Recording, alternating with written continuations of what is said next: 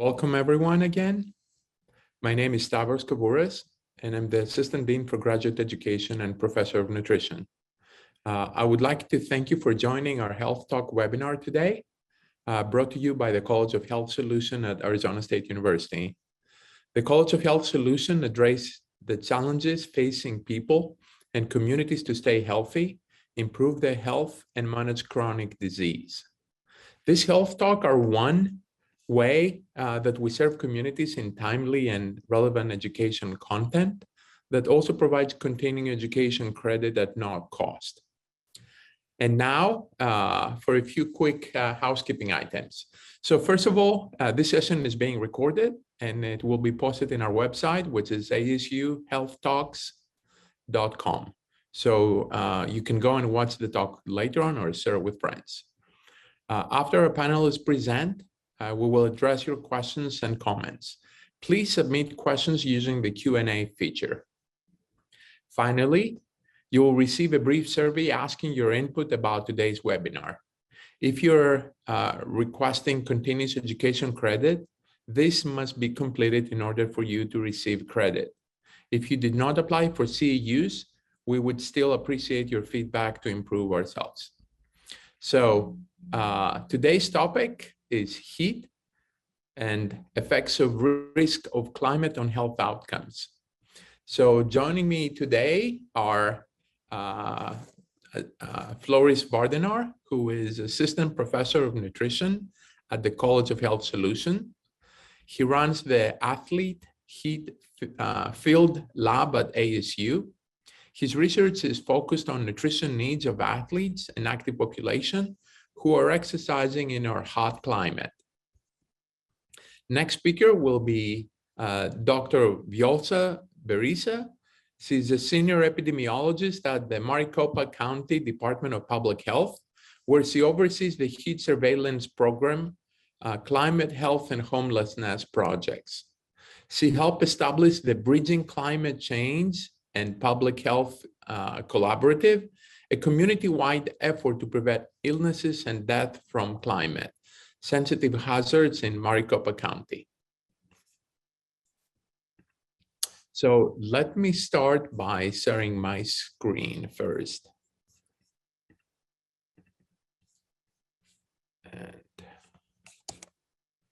So I would just very quickly, I think we all understand that we live in a very diverse planet where the temperature is ranging in a very wide range. We have people being able to survive in areas like Arizona, like in Phoenix, that we are in the desert, or other desertous places in the planet that the temperature is even higher.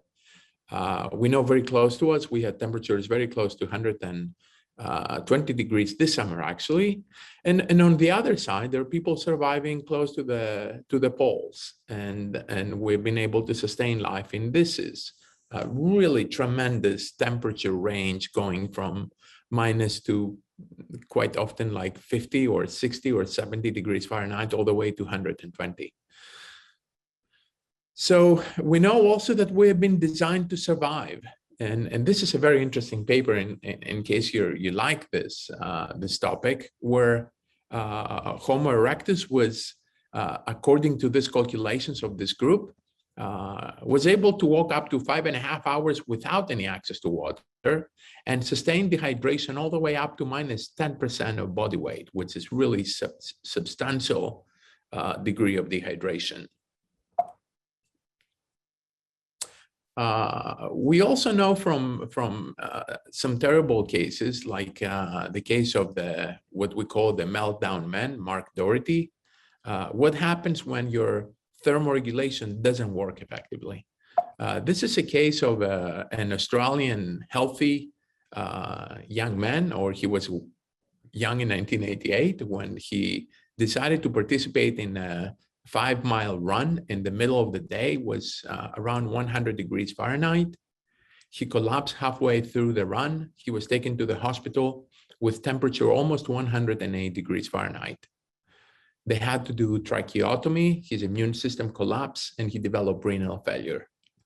24 hours later, his left leg turned into khaki green with texture of a boiled meat. These are actually quotes that I've taken from a publication that refers to his case.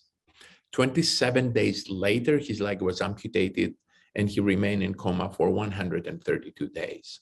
So I'm not trying to scare you that this is what's going to happen to you if you exercise in the middle of the summer in Phoenix, but this is what happened when your body does not respond appropriately. And we really don't know what happened to Mark in this case, but definitely he's happy that he survived this terrible accident.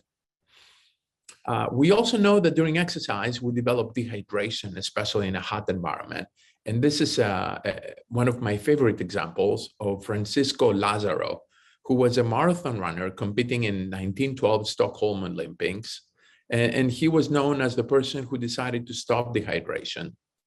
So this is what he did. He waxed his entire body to waterproof his sweat glands and prevent sweating.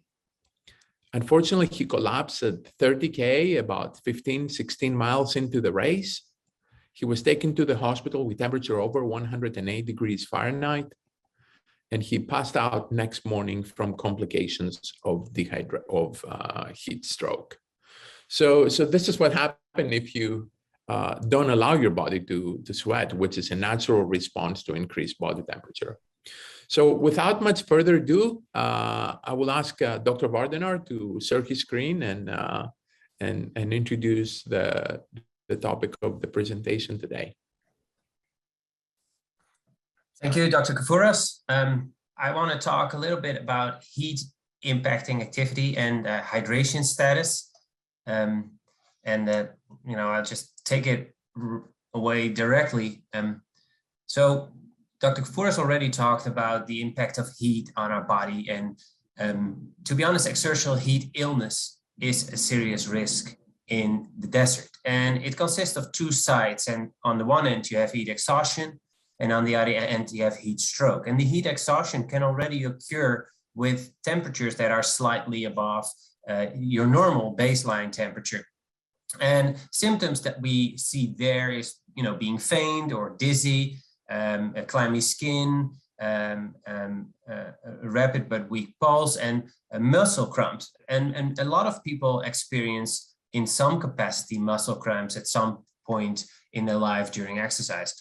Looking at heat stroke, symptoms are much more severe and very serious. And the reason why I put them here is because you should be able to recognize them in case something is happening there. Because if people are not treated the right way, cooled, their body temperature down, then it can be life-threatening. So there are different factors that influence core temperature in the heat. For example, your fitness level, your acclimatization status, the cooling options that are available, and the fluid intake. And to be honest, the only one that you really can impact in most cases when you are active outside in the heat is your fluid intake. Fitness level is something that needs to be built up. So I assume or suggest that people work on that, but it's not something that people can change right away. It's the same with the acclimatization status. It's something that you need to do and invest in for multiple days to get, a better coping with the heat. Cooling options are often not available when you go on trail. So that's something to keep in mind. And then there's the other thing is that in our dry environment, we sweat a lot without really appearing to be sweating because we have a high sweat rate efficiency. So we lose a lot of sweat, it evaporates to the air without us noticing. So we don't really get that feedback from our body that we need to drink. So if you compare athletes with, for example, hikers, we know that athletes are normally fit and they're well acclimated. They often have cooling options at the sideline and they are trained to compensate fluid losses. Whereas hikers may not be fit nor acclimated. Think about people coming in the Phoenix area and then hiking, for example, Camelback, because that's on the top of their list, because Lonely Planet says that they need to do that hike. They also lack effective cooling, especially in our area. There are not many shade structures. and most people are not really trained to drink. So we did some research, and currently there are more than 250 hiker rescues in the Phoenix area per year, and a lot of them are associated with heat illness or exertional heat illness. So one of the reasons for that that high number of cases could be that weather station information can be misleading. So many people have this type of app on their phone. It shows what kind of weather it will be. It even gives the time and the temperature on a specific time of the day.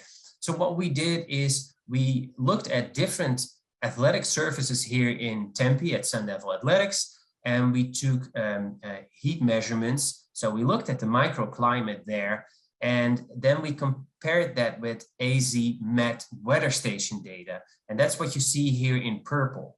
And you can see that consistently in the very dry environment in June, but also in the humid environment in August that we have here, the AC Met weather station give lower weather condition ratings than the actual situation on the ground. And that's something that people should be mindful of, that the situation on a trail could be way more exacerbating than you think at first. And that results in several cases of rescues, issues, and closure of trails during the last year.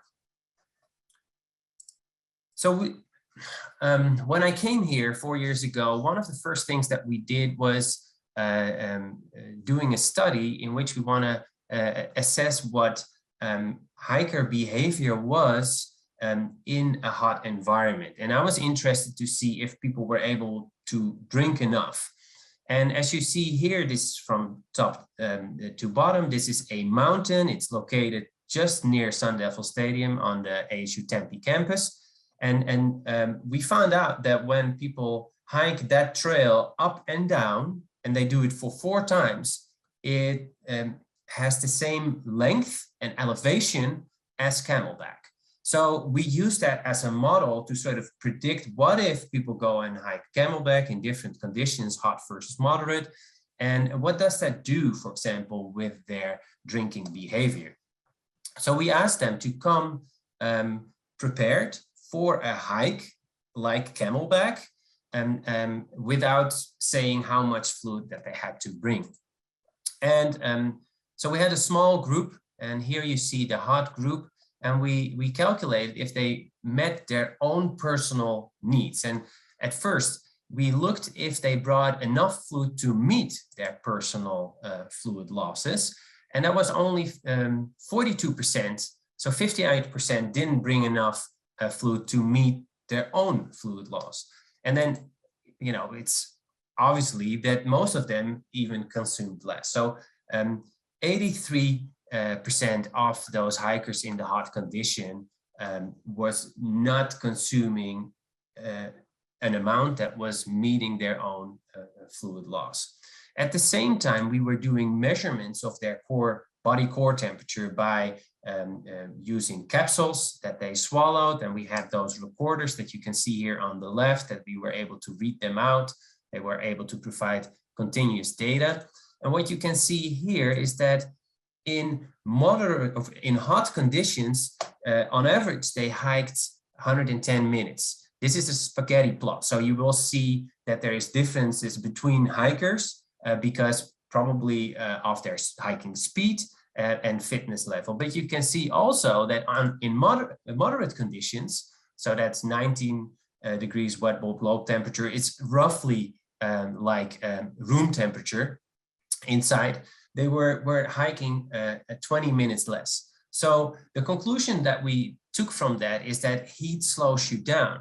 And especially the people that are not that fit, they are longer outside and they are longer exposed with the heat, and therefore that is a risk for the development of exertional heat illness. So we followed up with another study in which we wanted to know if we provide water on the trails with some small targeted education in the form of a video if that would influence their fluid collection, so the amount of fluid that they would take up. And as you can see, in hot conditions, when people watched the video, it was a 3-minute video about hydration status, they took 41% took extra fluid versus only 7% that was not watching the video. And in comparison to the moderate condition, we didn't see that effect. So it looks like that additional education in hot conditions will at least result in people taking more fluid. The interesting part here was, despite the fact that they were collecting more fluid, they were not really drinking more. So that is something that people need to train, probably. And that's what we see in athletics, for example, that if athletes focus on their fluid behavior, they're able to drink more over time. We also found that often the hikers that selected extra fluid, 93% collected 1 bottle of 16 fluid ounces. So that means that parks and recreation, for example, if they provide extra water, that is something that they can play with. If you provide a larger bottle, people will take a larger amount with them, for example. So in a subsample of this group, we also looked at the complaints that they reported. And here you see the comparison between hot and moderate. And interesting to see is that there were more complaints reported in moderate. It could be that the group is slightly different, meaning that in moderate condition, less fit people start to hike too. On the other hand, I think the result here is driven by the urge to urinate. So in moderate condition, what you see is that people try to drink enough because they are mindful that they need to drink, but that also results in an urge to urinate, which is obviously lower in the hot conditions. One of the things that we need to see here as well is that the muscle cramps are sort of similar, and that could be a first sign of some heat issues that people can develop. So what is next for us is that we have been looking during the last summer at hiker risk behavior in the heat at the Piestewa Peak at the Phoenix Mountains in collaboration with the city of Phoenix. And the unique perspective of this study is that we also connected that with some physiological parameters to get a better understanding about, for example, the fitness level of the hikers. So we had a subset of the hikers coming down that we asked to also do a fitness test, a step test. So they just did 1.5 hours of stairs. And then we asked them to do it again.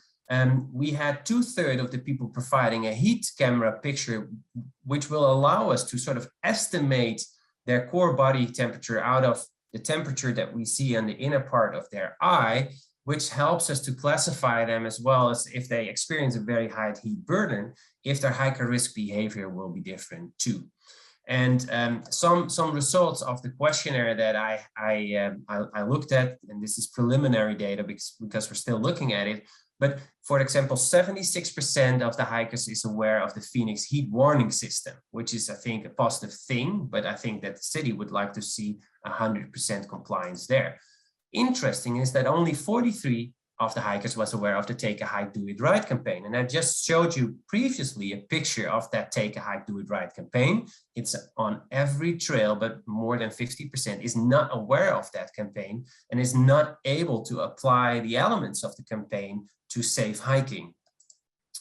45% feels that the Phoenix heat is very or extremely dangerous for them. And then another interesting thing is that 50% worries about the lack of shade on trails. And obviously we have a lot of sun, we have a lot of sun hours. So that's certainly something that we need to keep in mind for the future. So let me wrap up with some hot tips for active people in the heat. One of the things is that people should work on fitness year round. If you are fitter, you can move faster, you can be in the heat, feel better, and be back a little bit sooner or in a better state. Go outside when the temperature starts to rise. Especially here in the Phoenix area, we are used to go from door to door and take our car, but try to go outside when the temperature rises. It will help you to acclimatize to the environment, and that will help you to deal better with the heat when you really need to be outside. Combine activity with shade and cool if you can. And in case someone is showing that real exertional heat illness signs, probably the best thing is to immerse somebody in a cool bath of water. And finally, bring enough fluid and be mindful to drink. And that's something mindful. It starts with training and trying to improve. And one of the things that people can do is go on the scale, the body weight scale before and afterwards, and see the difference. And if there is a substantial difference, more than 1%, probably you haven't drank enough. And then you can try to do better next time. So that's what I wanted to share. So I'll hand it back to Dr. Kavouris. Thank you, Dr. Vardanar. Very interesting data. And it looks like your data can help us to prevent potentially heat injuries and guide a little bit our drinking behavior. Dr. Berisa, would you like to share your screen?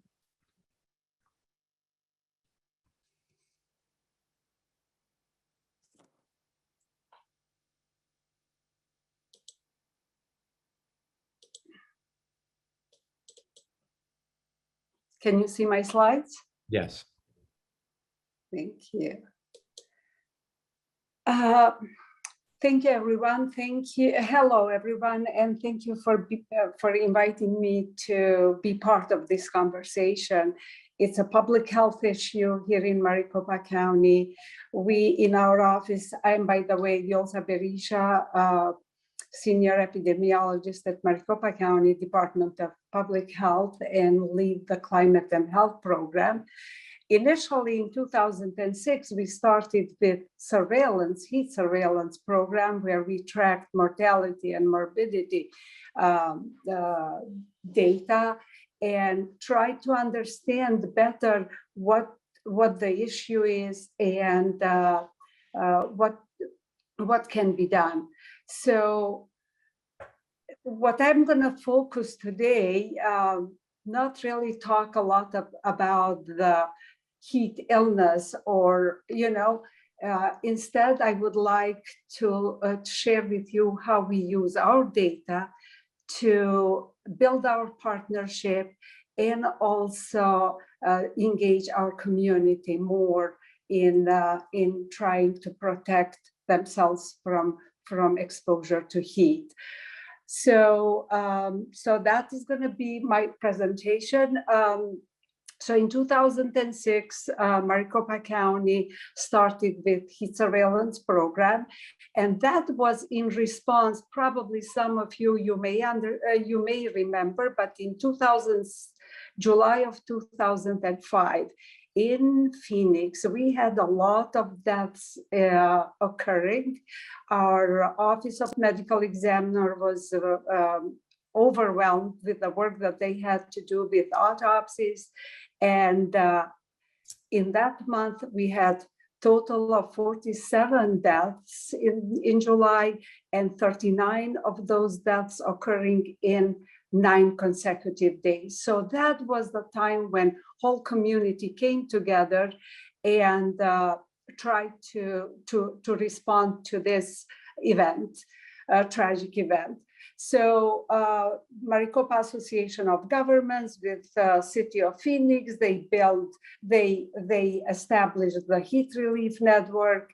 Then as part of Heat Relief Network, cooling centers were open, and water distribution centers were open.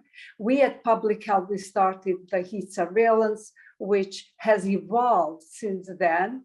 And we have learned a lot since then, and using, getting the data and tracking all deaths and also illnesses, we were able to solidify this problem and make the heat as a public health issue. It's public health concern really in Maricopa, one of the hazards that we pay a lot of attention.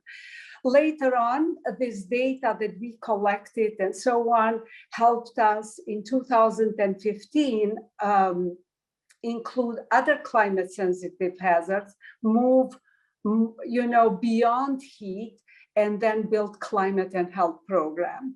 So, it really, the data helped building partnerships over time, strengthening collaboration, bring some funding in our county, and not only funding, but also being recognized not only locally but also nationally, and getting engaged with other partners and working in different projects. So that has been really something that every year unfolded and brought something new in our community. So in 2006, every death is reported by medical examiner to public health, and then those we investigate those and we collect information, especially on, we are interested not only on demographics, who is being affected, age and sex and race, but we would like to know where are these occurring? Are they indoor or outdoor? If they were indoor, what was the AC status, air conditioning status? What was the temperature at the time of death, and so on. So all of this information is being shared with our partners, and a lot of prevention actions have been initiated as a result of that. So in addition, to understand more this problem, because sometimes only from mortality data, you don't get your answers, we also employed a lot of surveys over time. And the latest ones that we have done into our communities are, I will be talking a little bit later, but like we did cooling centers evaluation. We were interested in what happens with homebound population, how they are, dealing with problem of heat in their homes and so on. So as this slide shows, this is from 2006 to 2020 heat-related deaths, confirmed heat-related deaths. 2021 is not included, still working on case confirmation. However, based on the numbers, probably the numbers, if they aren't higher, they will be the same as last year. And as you can see from the graph from 2016 to 20 in this graph, we have been seeing really increase in number of deaths. The same situation is also with hospital visits. From 1,700, we have gone to almost 2,500 hospital visits. So the temperatures are rising, but also the problem of mortality, of illness and death is increasing. We are all susceptible to heat, but some community members are at higher risk. So based on our information that we have collected, we know that certain races are disproportionately affected, such as Native Americans and African Americans. They show the higher rates than the whites, for example. Almost 30% of the deaths, they occur indoor. And also people mostly affected are at least 15 years old. The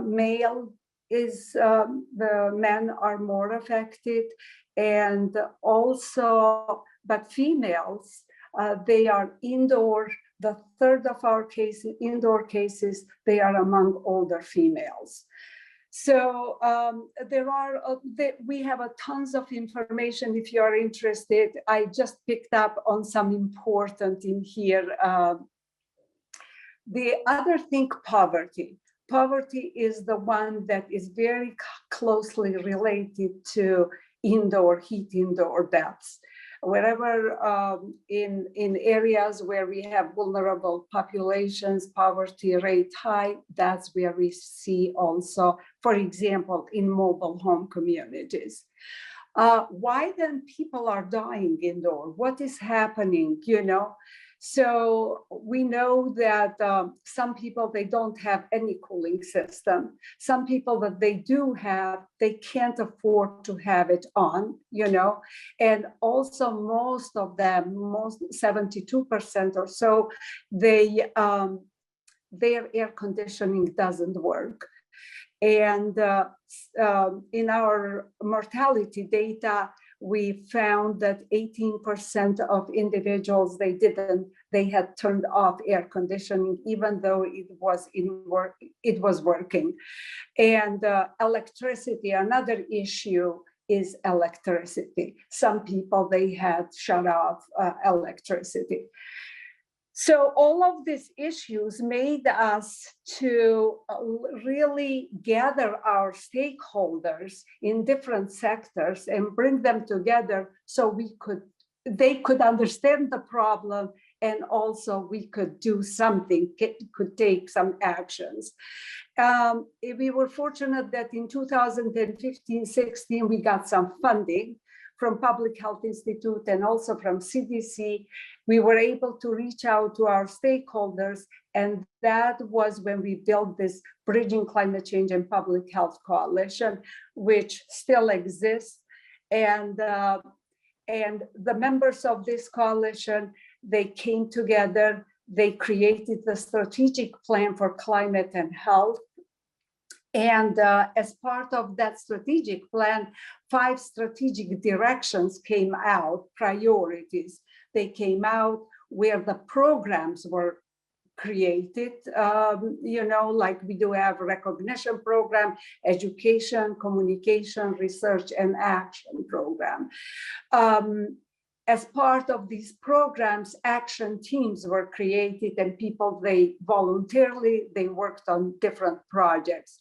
Really want to mention one of the programs is Celebrating Success and Champions, was established in 2018 and still is in function.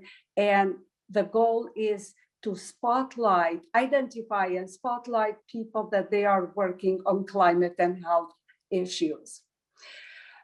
All of this that I'm sharing with you is that data has helped us to take all these steps. And now the last few years, we have been working in community engagement, using all this information that we gathered in community empowerment and engagement. We got funding from ASU, from Healthy Urban Environments, which helped us reach out to mobile home community in Central Phoenix, which we are still working with them. And through the community health workers, it was community-based organization called Salud and Balance. And with them together, we launched this campaign for raising awareness about extreme heat, safety tips, and available resources in those communities.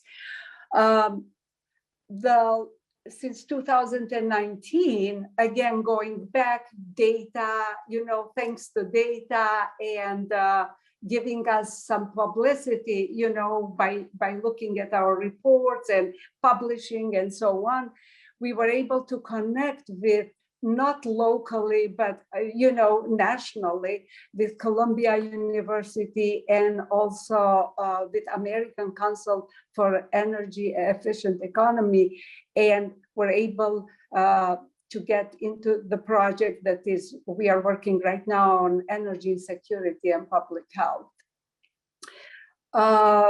This project is being supported by Robert Wood Johnson Foundation, will end in 2022.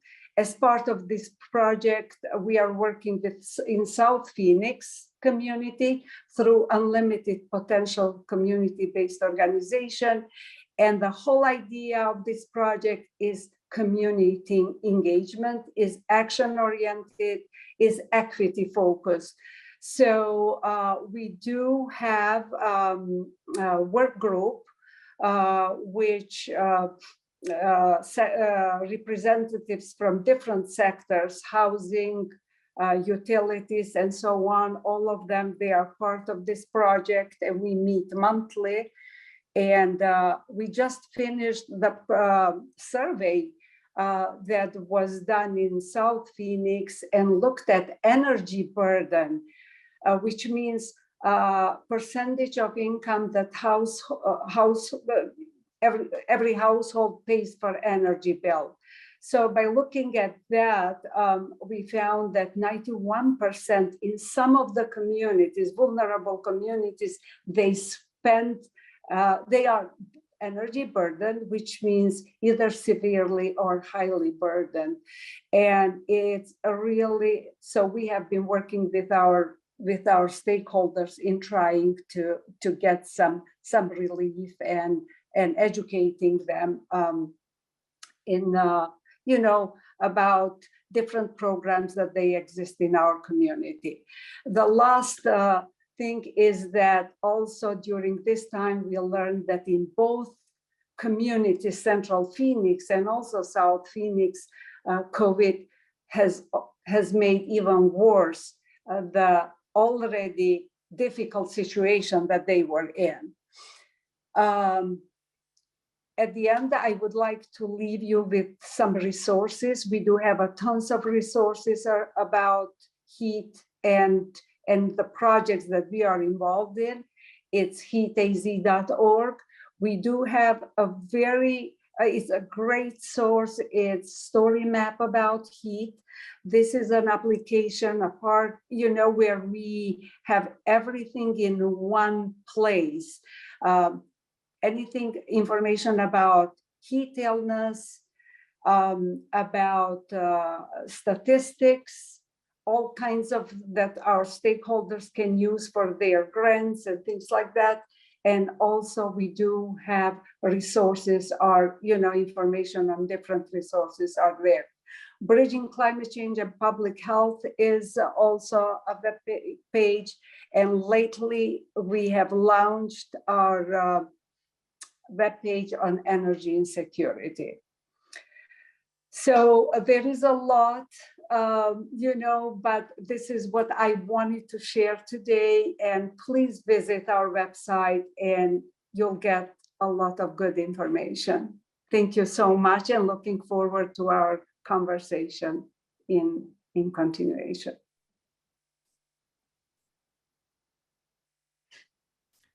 Thank you, Dr. Barisa. Very, very interesting presentation and a lot of useful data and resources for everyone.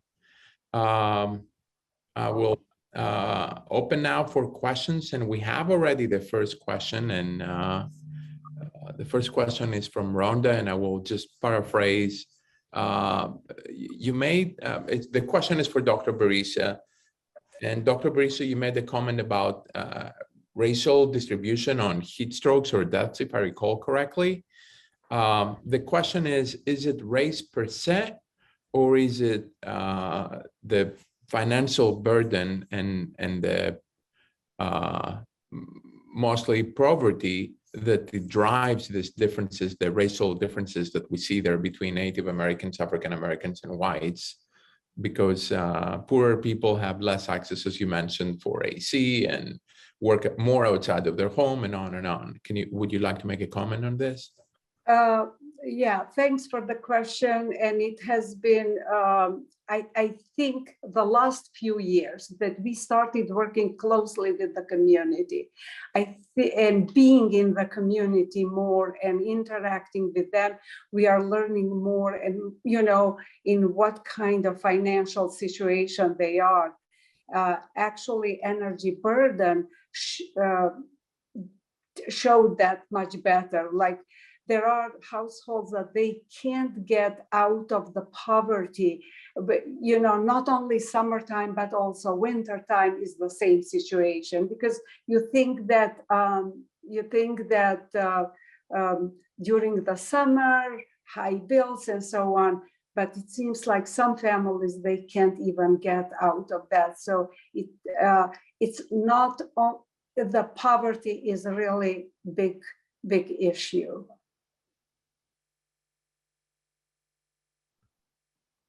Thank you.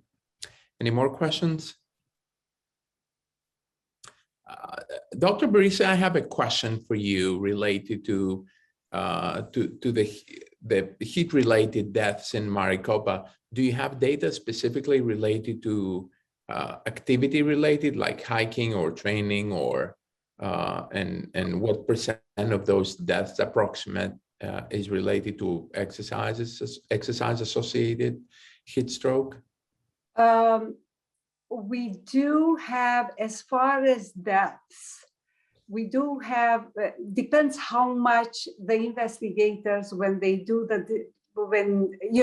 how much they can get information. Usually on heat deaths, there is not a lot of information about, we know hiker was found here, but it depends on the place where they were found. So we do have some scarce data there, whatever we can, we describe those. However, hospital discharge data, morbidity, we use to describe the morbidity, and our morbidity reports are in people, they are already posted. It seems like, I don't know if you noticed in one of my slides, I think it was that 63% of deaths, individuals that they died, they tend to live in Arizona more than 20 years. It seems that there is a kind of thought, or maybe we tend to think that way, that I have been acclimated in here. I am, I'll be fine. And people then find themselves stranded, either they didn't bring enough fluids and, water, and they find them. This is why they say heat is a silent killer. He can strike one and you never know when that is going to be, so. Okay. I have one more question. In places that, like Camelback, that has been a popular location for people to go and hike, even in the middle of the day in the summer when the temperatures are extremely high, with combination of the solar radiation, you have, the direct sunlight on the top of what the metabolic heat that your body produces. Is there any setup to have acute treatment before transportation, right on site?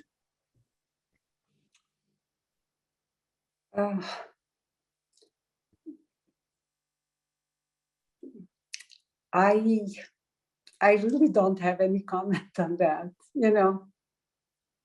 Okay. I'm sorry. Yeah. Okay. The reason I'm asking is that we know in sports, so in races that take place in hot environment, they have ice water baths on the side of the race. So, and the state-of-the-art treatment is you cool them first and you transport them afterwards. Afterwards. If the EMT picks them up and takes them to the hospital, you will probably lose the first 30 minutes that you can do something before they have severe morbidity issues or mortality, unfortunately. Anyway, so we have one more question from the Q&A for Dr. Vardanar. One of your charts show a lower need to urinate during high temperature. Is this at all connected with high rates of perspiration? So I think I looked back into the slide because I thought, okay, what did I show exactly? I think what I showed is that there is a higher urge to urinate under moderate conditions. So my explanation was that people drink because they're mindful that they need to drink, and maybe they drink more than they can process at that moment, and therefore they need to pee. And especially when you are on a trail, that will result obviously in most of the time wait until they are down at the trail and then use the public bathroom access to get rid of that. So going back to that, so if it is related, obviously when it is warm, very hot, then we sweat more. and therefore it is more difficult to meet our fluid need. And in a moderate condition, it's less of an issue. On the other hand, I think what we need to be mindful of is that in this environment, even our winter is comparable, like very, very nice spring weather in any other place in the US. Mm-hmm. We are so used to the fact that it is warm here, and therefore we think again that we'll be fine, but we need to be mindful, because also at the heat phases during the year, heat rescues are happening. Thank you. We have a comment that they're starting a pilot program to shut down trails on extra hot days, trying to avoid incidents of heat stroke and this kind of issues. Yes, it started actually when we were starting our last data collection, and at that moment, when I read that in the paper, I thought, oh, there goes our study. But actually, it sort of aligned very nicely, because they were shutting down between 11 in the morning and 5 in the evening on, when heat warnings, excessive heat warnings were issued. And I know that they collected some data there. They collaborated also with the fire department within the city of Phoenix. On our end, where we collected the data on the trail, it's interesting to see that many people had an opinion about it. Many of the hikers strongly have an opinion that they wanted to ventilate at that moment. And what I hope is that, for example, our fitness data, in combination with the exit questionnaire data that we collected, will provide a little bit more of a depth answer about if that type of closure is needed, because maybe at those days, the people that go on trail are more prepared. To be honest, I've seen many people on those days, and my personal opinion is that it's probably not a bad idea to close trails on those very hot days. Thank you. We have a few more questions. One of the questions is related to hyponatremia. If you sweat out electrolytes and water and you only drink water, is a drink more message okay in the context of hyponatremia, or is hyponatremia rare? Yeah, I easily can bounce this question back to Dr. Kafouras, because I think he may be more an expert on this field than I am. But to be honest, I think, you know, most of the data that we have done, collected was a 19-minute period, sort of. I think the risk of hyponatremia starts to increase when people are out for a very long time. So I don't think that most of the hikers get towards that extended time. But if people get lost, then there may be an issue. On the other hand, the issue here is if you get lost, probably you don't have water access too. So then you have a different issue. I think it's maybe more a potential issue for people that go on a bike for a very long bike ride here in our environment, go out for multiple hours. Then potentially that's something that could happen. But I think the chance is small. And nowadays, with people having access to all kind of simple sports drinks, that could already fix that issue. On the other hand, I've seen a lot of hikers that only bring water. What's your opinion on this, Dr. Kafouras? Maybe you can add something I agree with you. I think that's pretty much, I think from my point of view would be more if we could have some more education on that, education materials that we would, people, they know how, especially is visitors. We have around 20% of people that they are affected being visitors, not knowing exactly where they are coming, and they would like, they tend to go hiking, and sometimes they don't know where, where they are getting in, and that's really something that we need to work more on trying to to educate them and give them some tips on that. Dr. Vardanar, regarding the hyponatremia that you mentioned, you're perfectly right. There are no cases of hyponatremia or exercise-associated hyponatremia below 3 hours of duration. So after the 3 hours, it seems that you really can disturb significantly that you could develop hyponatremia, and especially symptomatic hyponatremia where you do have symptoms. It's obviously very dangerous and it can happen, but symptomatic hyponatremia, exercise-associated symptomatic hyponatremia, it's extremely rare, and can be prevented by adding some electrolytes instead of just drinking water and prolonged exercise. Yeah, and I think where you can see it maybe easier happening is, for example, people walk rim to rim at the Grand Canyon.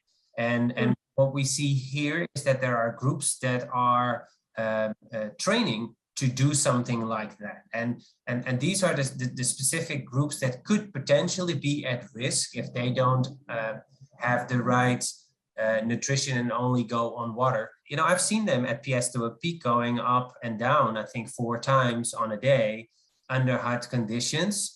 But most of them were combining that with normal food too. And I think if you go to the Grand Canyon, I think they add that for example, you can use some salty snacks along the way. And I think if you combine normal food, normal water intake with salty snacks, for many people that will do. And it is also better for your wallet as well. And if we talk about making hiking accessible for also people in underserved communities, I think that's something that we need to keep track of, that all those sports nutrition foods that are on the market, they are expensive, but it doesn't have to be expensive to do a safe hike.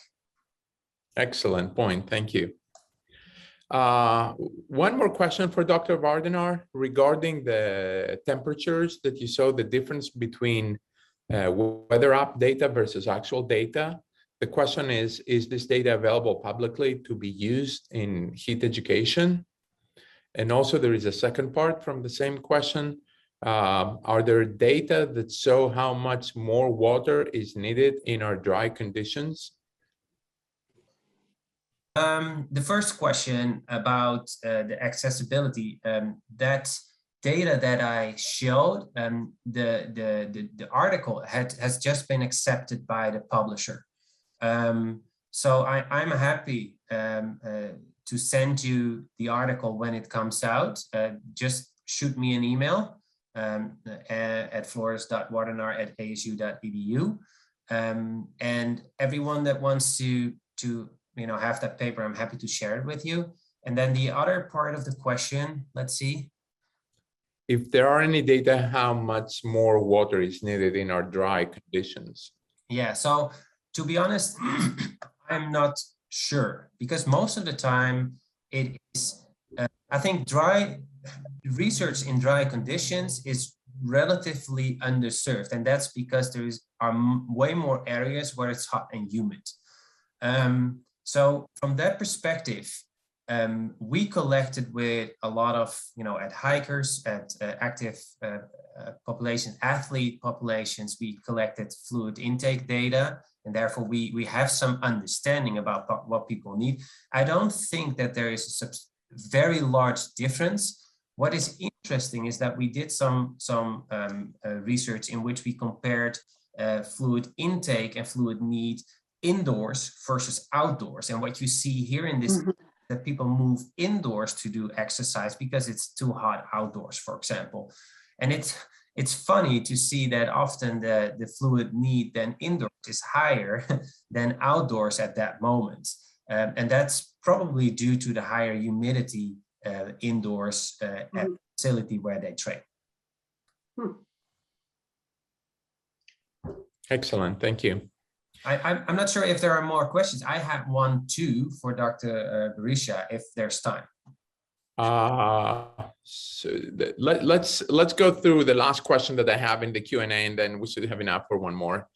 The question is it's actually for firefighters They were getting hospitalized with kidney damage and heat illnesses from multiple rescue trips. I'm not sure if it is a question, but yeah, I think it's in addition to an earlier question. And I have some issues to, but let's say if we have firefighters that go out multiple times at the day, then they get towards that duration that Dr. Kafouris was mentioning. So the approach for our firefighters should be, obviously should be different. What I know from, for example, I've been talking a lot with Scottsdale Fire Department. I know that they are very mindful about hydration status, but they also want to improve that part too. So I think we definitely have something to win there as well. And the less rescues that they have to organize on a daily and an annual basis, the better it's for them, because then they can save or serve their purpose even better, saving our boundaries, because we have all those wildland fires too. So the case that I want to make is potentially for them, it could be an effective thing, and especially because sometimes they don't know when they need to go out, and they come back and then need to go out again. So I assume that they should have some, emergency rations in their van to deal with those issues. And if that's not the case, then we should make sure that that's something that it is organized. Yeah. If I may, on this one, I'm going back to education. I think we have to do a lot of work on education at every level. Tonight, I learned a lot from you, Dr. Vardanar, because I always focused on in the community, in the vulnerable communities, where they never think about going hiking. They have different priorities, different agendas. So it's really, it seems like a lot of education we need to do at every level.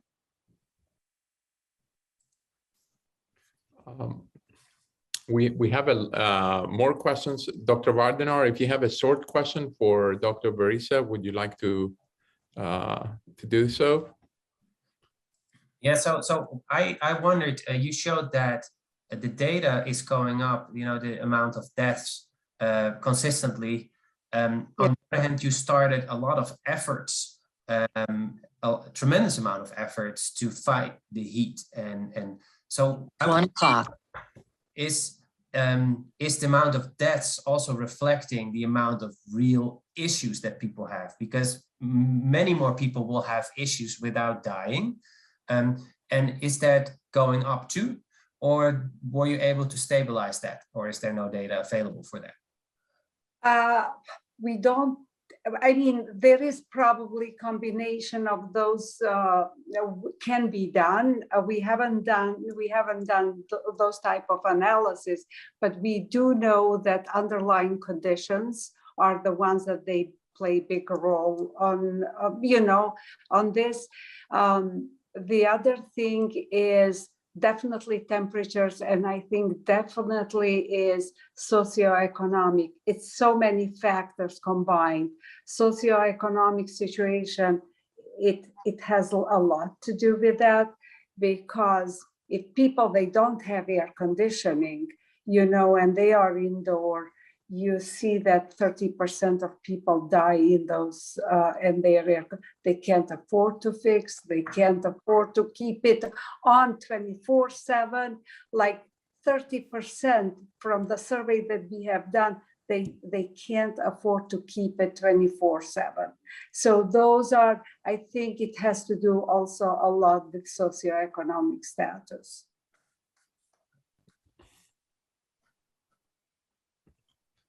All right, that's all we have time. Actually, we are 1 minute over.